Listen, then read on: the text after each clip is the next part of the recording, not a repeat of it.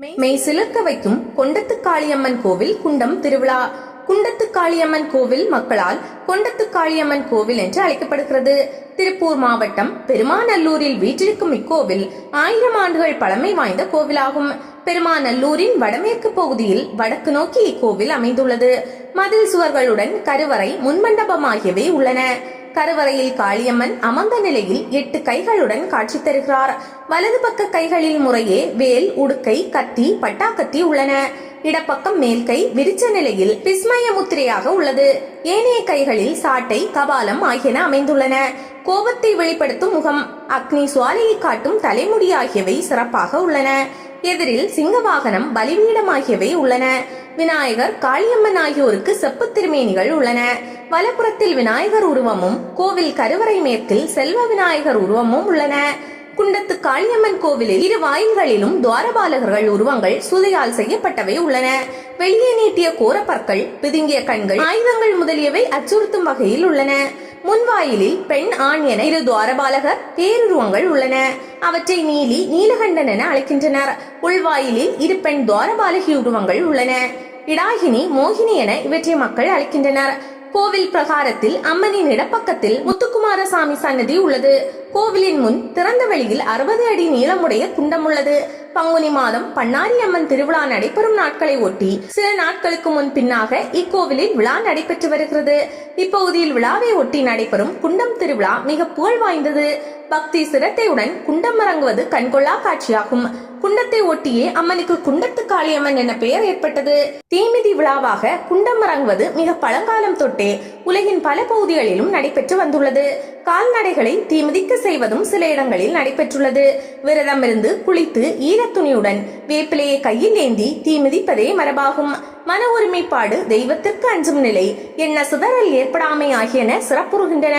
நாகரீக வளர்ச்சி ஏற்பட்ட போது மன ஒருமைப்பாட்டை வளர செய்வது யோக நிலையில் குண்டலினி சக்தி என பெயர் பெற்றது. குண்டு, குண்டம், குண்டலம், குண்டலி, குண்டலினி என்றவாறு இச்சொல்லை சிந்திப்பது பொருள் விளக்கத்திற்கு துணை செய்யும். இவை முறையே ஆழம், நீர்நிலை, ஓமகுண்டம், வட்டம், பாம்பு என பொருளுடையன என்று ஆய்வாளர்கள் கருதுவதால் குண்டத்திற்கும் குண்டலினி சக்திக்கும் தொடர்பு உண்டு என்பது புலனாகிறது. குண்டம் திருவிழா தோன்றிய வரலாறு. பெருமாநல்லூரில் கொண்டத்து காளியம்மன் கோவிலில் ஆண்டுதோறும் குண்டம் திருவிழா பங்குனி மாதத்தில் சிறப்பாக கொண்டாடப்படுகின்றது. இவ்விழா நெடுங்காலமாக தொடர்ந்து நடைபெறுவதை தமிழ் உலகம் அறியும். அவ்விழாவில் பல்வேறு குடிமக்களும் தங்கள் பழக்க வழக்கங்களுக்கு ஏற்ப உரிய சடங்குகளை செய்து வழிபடுகின்றனர். இக்குண்டம் திருவிழா தோன்றிய வரலாற்றை நாம் அறிந்து கொள்வோம். பழங்காலத்தில் இன்றைய பெருமாநல்லூர் என்ற இத்தலம் அடர்ந்த காடுகள் நிறைந்த ஒரு நிலப்பகுதியாக இருந்தது. எனினும் இப்பகுதி நீர்வளமும் நிலவளமும் மிக்கதாக இருந்ததால் சிறந்த வயல் நிலங்களை உருவாக்க தகுதியுடையதாக விளங்கியது. இங்கு வாழ்ந்த பழங்குடி மக்கள் கால்நடைகளை மேய்த்த வண்ணம் நாடோடி வாழ்க்கையை மேற்கொண்டு வாழ்ந்தனர்.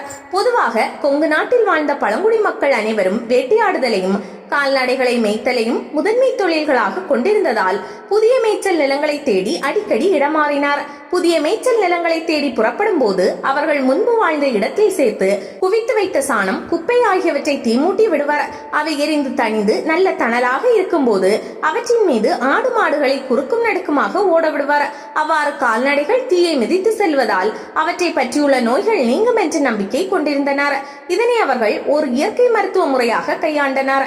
இடம்பெயர்ந்த பின்னர் அத்தீயானது சில நாட்கள் நீடித்து நின்று அணைந்து மழை வெயிலால் மக்கி சாம்பல் மேடுகளாக ஆகிவிடும். இத்தகைய சாம்பல் மேடுகள் பெருமாநல்லூர் பகுதியிலும் சுற்றியுள்ள பகுதிகளிலும் காணப்படுகின்றன. சான்றாக கோவில் பாளையத்திற்கு அருகில் சர்க்கார் சாமக்குளம் என்று வழங்கப்படுகின்ற பழமையான சாம்பல் குளத்தை காணலாம். பெருமாநல்லூருக்கும் குன்னத்தூருக்கும் இடையிலும் சுற்றுப்புறத்திலும் சாம்பல் மேடுகள் இருந்தன. கால வளர்ச்சியில் அவர்களின் நாடோடி வாழ்க்கைக்கு முடிவு வந்து நிலையான குடியிருப்புகள் ஆங்காங்கே தோன்றின. இத்தகைய குடியிருப்புகள் பெரும்பாலும் மரத்தடிகளிலேயே அமைந்தன. கொங்கு நாட்டில் உள்ள ஆலத்தூர், ஊஞ்சலூர், புளியம்பட்டி போன்ற ஊர்கள் மரங்களின் கீழ் அமைந்த குடியிருப்புகளை நினைவூட்டுகின்றன. அவ்வாறு அமைந்த குடியிருப்புகளின் மத்தியில் ஒரு பொது இடமாக ஒரு மன்றத்தை ஏற்படுத்தி அங்கு தம் கால்நடைகளை அடைத்து வைத்தனர். பட்டி, தொட்டி, தொழுவம் போன்ற சிறப்பு விகுதி பெற்று பல்வேறு ஊர்கள் இருப்பது தெரிந்ததே. புதிய நிலையான குடியிருப்பில் வாழ்ந்த காலத்திலும் அவர்கள் 2 சாணத்திற்கு தீமூட்டி கால்நடைகளை அதன் மீது நடக்க வைத்து மருத்துவம் செய்யும் வழக்கம் தொடர்ந்தது. அவர்கள் ஏற்படுத்தியிருந்த மன்றத்தில் பெண் தெய்வத்தை முதலில் ஒரு கல்லாகவும் பிற்காலத்தில் துர்க்கை சிலையாகவும் எழுந்தருள செய்தனர். காட்டு விலங்குகளாலும் இயற்கை சீற்றங்களாலும் பிற பகைவர்களாலும் ஏற்படும் அச்சத்தை போக்கும் பேராற்றல் மிக்கவள் துர்க்கை என்னும் காளி தேவியே என்று பெரிதும் நம்பினார்கள்.